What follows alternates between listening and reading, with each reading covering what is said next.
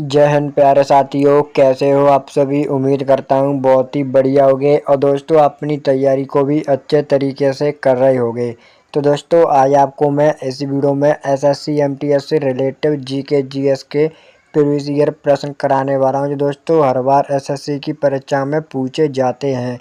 तो दोस्तों आप इस वीडियो को पूरा एंड तक जरूर देखते रहिएगा और दोस्तों आप हमें कमेंट करके ज़रूर बताएं कि आपने आखिर में कितने प्रश्न राइट किए हैं। तो चलिए दोस्तों बिना किसी देरी के वीडियो को शुरू करते हैं। आपका पहला प्रश्न है, कंचनजंगा पर्वत श्रृंखला कहाँ स्थित है। यानी दोस्तों आपको बताना जो कंचनजंगा पर्वत श्रृंखला है वो आपकी कहाँ पर स्थित है। तो दोस्तों आपका राइट आंसर हो जाएगा ऑप्शन ए, नेपाल और भारत की सीमा पर। अगर दोस्तों मैं आपसे बात करूं कि भारत के किस राज्य में स्थित है, तो ये दोस्तों आपके सिक्किम राज्य में स्थित है। ये आपको दोस्तों पता होना चाहिए। और दोस्तों ये भारत में स्थित पूर्ण रूप से सबसे ऊंची चोटी है, ये भी आपको पता होना चाहिए।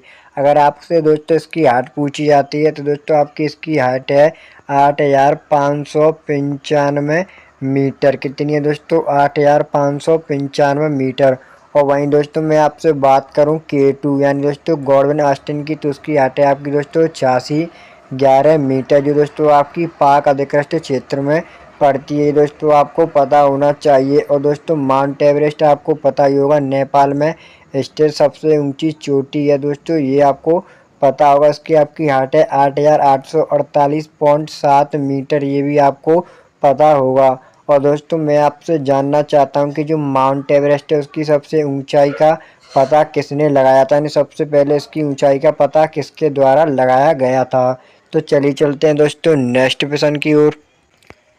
आपका अगला प्रश्न है, जैव विविधता अधिनियम भारत में कब लागू हुआ था। यानी दोस्तों आपको बताना जैव विविधता अधिनियम भारत में कब लागू हुआ। तो दोस्तों आपका राइट आंसर हो जाएगा ऑप्शन सी, यानी दोस्तों 2002 ईस्वी को भारत में जैव विविधता अधिनियम लागू हुआ था। और दोस्तों पिछली बार आपका प्रश्न पूछा गया था जो शिक्षा अधिनियम है वो आपका कब लागू हुआ। दोस्तों आपका शिक्षा अधिनियम था वो आपका 2009 ईस्वी में जाके पारित हुआ और 2010 ईस्वी में जाके आपका लागू हुआ था, ये आपको पता होगा। तो चलिए चलते हैं दोस्तों नेक्स्ट प्रश्न की ओर।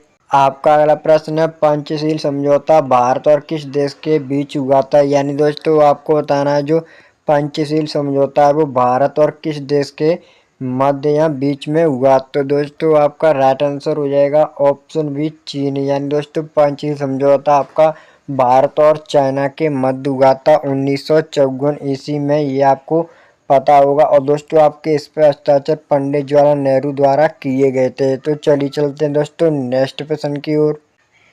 आपका अगला प्रश्न है, G20 शिखर सम्मेलन 2023 का आयोजित कहाँ हुआ। यानी दोस्तों जो आपको बताना है जो G20 2023 का शिखर सम्मेलन है वो कहाँ पर आयोजित किया गया था। तो दोस्तों आपका राइट आंसर हो जाएगा ऑप्शन बी, नई दिल्ली। तो चलिए चलते हैं दोस्तों नेक्स्ट प्रश्न की ओर।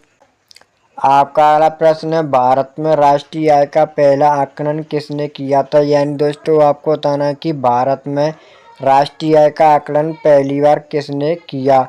तो दोस्तों आपका राइट आंसर हो जाएगा ऑप्शन डी, दादा भाई नौरोजी द्वारा दोस्तों भारत में राष्ट्रीय आकलन का पहला आकलन किया था, ये दोस्तों आपको पता होगा। तो चलिए चलते हैं दोस्तों नेक्स्ट प्रश्न की ओर। आपका अगला प्रश्न है, किस मुगल सम्राट ने दीन ए इलाही धर्म की स्थापना की थी। यानी दोस्तों आपको बताना है जो मुगल सम्राट था किसके द्वारा जो दोस्तों दीन ए इलाही धर्म की स्थापना की गई थी। तो दोस्तों आपका राइट आंसर हो जाएगा ऑप्शन बी, अकबर। और दोस्तों आपको पता होगा दीन ए इलाही धर्म को मानने वाले एकमात्र हिंदू राजा थे बीरबल, ये दोस्तों आपको पता होना चाहिए। कई बार परीक्षा में पूछा जाता है, आपको याद रखना है जो आपका दीन इलाही धर्म है उसको मानने वाले हिंदू राजा थे आपके बीरबल। तो चलिए चलते हैं दोस्तों नेक्स्ट प्रश्न की ओर। आपका अगला प्रश्न है, इंसुलिन हार्मोन का स्राव शरीर के किस अंग से होता है। यानी दोस्तों आपको बताना है जो इंसुलिन हार्मोन है उसका स्राव शरीर के किस अंग से होता है। तो दोस्तों आपका राइट आंसर हो जाएगा ऑप्शन बी, अग्नाशय।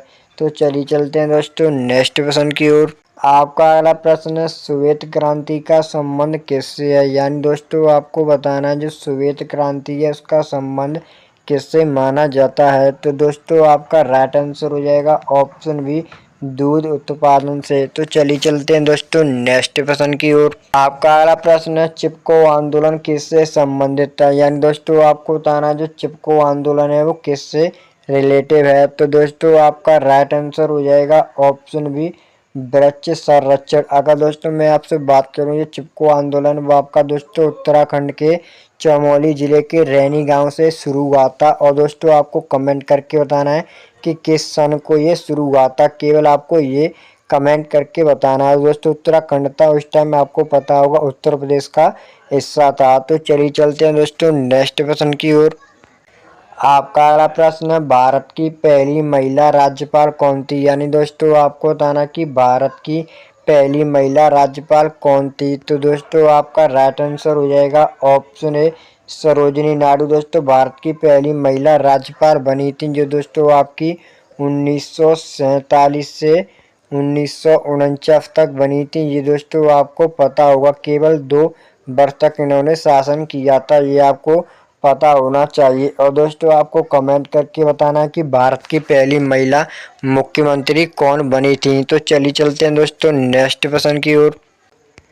आपका अगला प्रश्न है, दीन ए इलाही धर्म किस उद्देश्य से प्रारंभ किया गया था? यानी दोस्तों आपको बताना जो दीन ए इलाही धर्म था वो किस उद्देश्य से शुरू किया गया। तो दोस्तों आपका राइट आंसर हो जाएगा ऑप्शन ए, एकता और सद्भाव के लिए। दोस्तों आपको पता होगा कि अकबर द्वारा शुरू किया गया था। तो चलिए चलते हैं दोस्तों नेक्स्ट प्रश्न की ओर। आपका अगला प्रश्न है, चंद्रयान-2 मिशन का प्रक्षेपण किस वर्ष किया गया? यानी दोस्तों आपको बताना जो चंद्रयान-2 है वो किस वर्ष प्रक्षेपण किया गया था। तो दोस्तों आपका राइट आंसर हो जाएगा ऑप्शन सी, 2019 ईस्वी को। तो चलिए चलते हैं दोस्तों नेक्स्ट प्रश्न की ओर।